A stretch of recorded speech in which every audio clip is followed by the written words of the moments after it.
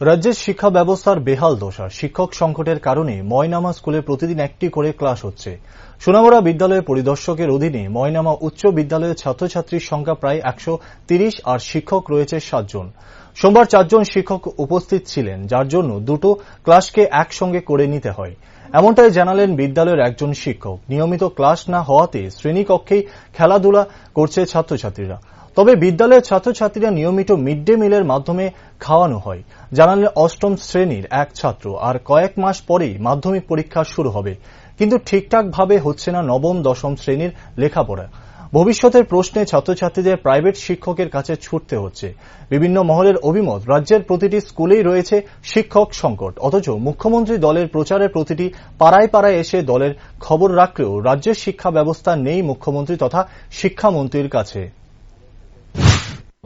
আমরা অ্যাকচুয়ালি স্কুলে টিচারের সংখ্যা একটু কম, আর একজন স্যার ত্রিপুরা বোর্ডে গেছেন, আর একজন ছুটি নিয়েছেন।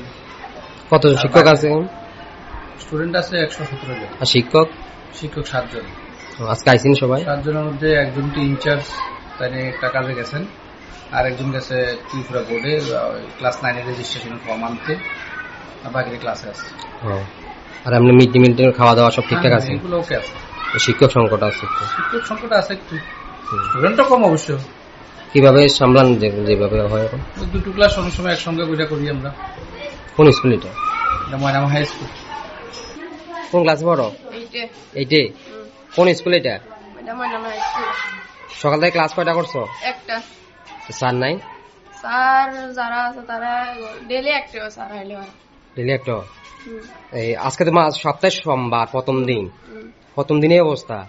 তোমরা কয়জন শিক্ষক আছো স্কুলে? কয়জন শিক্ষক আছে? আছে 5 জন। পুরো স্কুলে 5 জন? আইনি সবাই তারা? আই সবাই। আর খাওয়া দাওয়া মিড ডে মিল খাওয়ায়নি সব? তোমরা ক্লাসে কতজন ছাত্র আছো? আমরা ক্লাসে আগে 12 জন ছিল, একজন মরি আছে, 11 জন আছে, মেয়ে সহ।